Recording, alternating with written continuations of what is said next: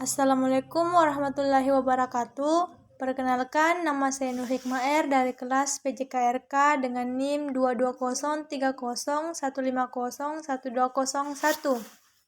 Baik, pada kali ini saya akan membahas materi tentang peran olahraga dalam pengembangan disiplin dan kerjasama bagian 2. Pertama-tama, mari kita panjatkan puji syukur atas hadrat Allah Subhanahu wa Ta'ala atas berkat dan rahmatnya sehingga saya masih bisa menyelesaikan tugas yang telah diberikan. Tak lupa pula kita kirimkan salawat serta salam kepada junjungan Nabi besar Muhammad SAW karena beliau yang telah membawa kita dari alam gelap gulita menuju alam yang terang benderang seperti saat ini. Baik, adapun materi pertama yaitu A. Konsep dasar disiplin. 1. Pengertian disiplin. Secara sederhana, disiplin berarti kontrol, penguasaan diri terhadap impuls yang tidak diinginkan atau proses mengarahkan impuls kepada suatu cita-cita atau tujuan tertentu untuk mencapai dampak yang lebih besar.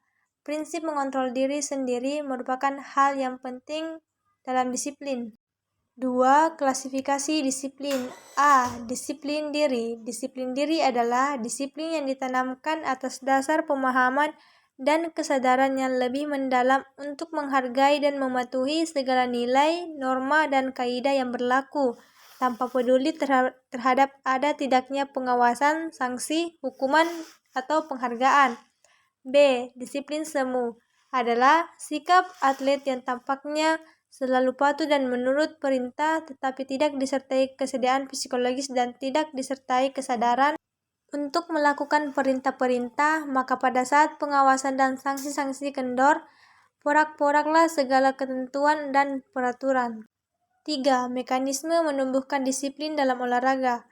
Penanaman disiplin dalam aktivitas latihan olahraga memainkan peranan penting dalam kaitannya dengan keberhasilan atlet, baik dalam proses latihan maupun pertandingan. Penanaman disiplin pada dasarnya merupakan upaya untuk menanamkan kepatuhan yang disadarkan atas pemahaman kesadaran, rasa tanggung jawab, kesanggupan, menguasai diri, dan lebih mengutamakan kepentingan orang lain. Self-control disiplin adalah disiplin yang tumbuh karena kesadaran dan penguasaan diri terhadap kemungkinan tindakan menyeleweng pada dirinya sendiri. Sedangkan under government disiplin merupakan disiplin yang muncul karena pengawasan ketat, paksaan, dan hukuman. Disiplin latihan merupakan salah satu aspek psikologis yang sangat penting bagi atlet. Secara sederhananya, disiplin dapat diartikan sebagai kesadaran untuk menerima atau menolak ketentuan yang ada dengan cara bereaksi dan bertindak terhadap positif dan negatif. B. Konsep dasar kerjasama. 1. Pengertian kerjasama.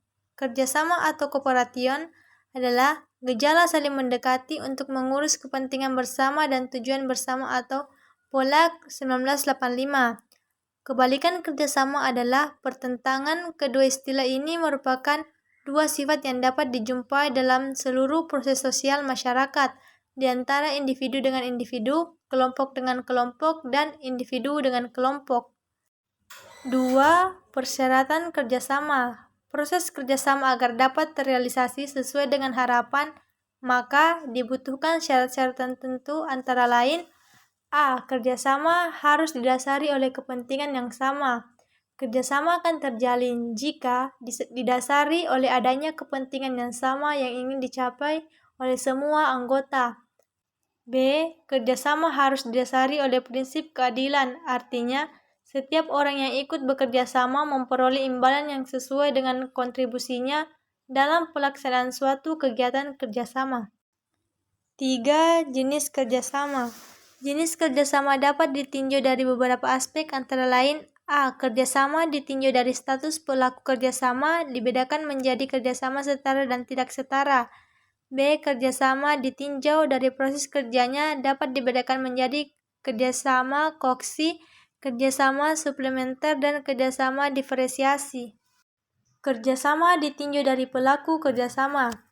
1. Kerjasama setara. Kerjasama setara adalah Jenis kerjasama yang terjadi antara dua orang yang mempunyai posisi yang sama, misalnya kerjasama antara produsen dan konsumen. Produsen sebagai orang yang memproduksi sesuatu, memerlukan konsumen yang mau dan mampu membeli hasil produksinya. 2. Kerjasama tak setara. Kerjasama tidak setara adalah jenis kerjasama yang terjadi antara orang yang berbeda posisi, namun kedua pihak sedang membutuhkan untuk kepentingan masing-masing, misalnya kerjasama antara kepala biro dengan pegawainya. Kerjasama ditinjau dari proses kerja. 1. Kerjasama koaksi. Kerjasama koaksi atau companionable labor adalah jenis kerjasama yang dilakukan oleh yang memiliki pekerjaan sama. Mereka berkumpul untuk menambah kesenangan kerja. 2. Kerjasama suplementer. Kerjasama suplementer atau supplementary labor adalah jenis kerjasama yang dilakukan untuk mencapai tujuan yang sama namun tak dapat dilakukan sendiri. 3. Kerjasama berdiferensi. Kerjasama diferensiasi atau differentiated labor adalah jenis kerjasama yang dilakukan melalui pembagian kerja secara teratur. Pekerjaan terbagi-bagi tidak sama bagus setiap orang.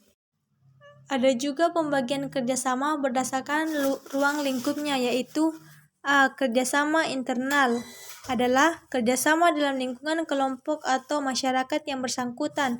Misalnya, internal dalam suatu perkumpulan olahraga yang strukturnya terdiri atas ketua, sekretaris, bendahara, seksi-seksi seperti pembina prestasi, humas, pertandingan dan perwasitan, kesehatan riset dan pengembangan, serta para anggotanya. B. Kerjasama eksternal adalah kerjasama yang dilakukan dengan pihak luar kelompok atau luar masyarakat atau luar perkumpulan olahraga yang bersangkutan. Kerjasama yang dilakukan adalah dapat dari sudut pandang, persepsi dan kognisi, motivasi dan kebutuhan kepuasan, tujuan organisasi dan saling ketergantungan interaksi. Tahapan-tahapan kerjasama. Tahapan-tahapan kerjasama dapat berlangsung dalam berbagai bentuk sebagai berikut. A. Mengamati dan mengenal lingkungan. Mengenal lingkungan tempat kerjasama akan terjadi merupakan cara yang dapat membantu seseorang menentukan sikap atau terlibat atau tidak terlibat dengan mengacu pada pemahaman potensi diri. B. Merasa tertarik dan mengadakan penyesuaian diri. Pada tahap ini, berdasarkan analisis para poin A dan B, ketertarikan untuk terlibat pada suatu kerjasama perlu dibarengi dengan upaya penyesuaian. Adapun kesimpulannya yaitu, disiplin adalah kontrol penguasaan diri terhadap impuls yang tidak diinginkan atau proses mengarahkan impuls kepada suatu cita-cita atau tujuan tertentu untuk mencapai dampak yang lebih besar. Disiplin berkaitan erat dengan ancaman, hukuman, pengawasan atau kontrol diri dari proses belajar. Baik, mungkin itulah materi yang bisa saya paparkan. Lebih dan kurangnya mohon dimaafkan. Wabillahi taufiq wal hidayah. Wassalamualaikum warahmatullahi wabarakatuh. Terima kasih.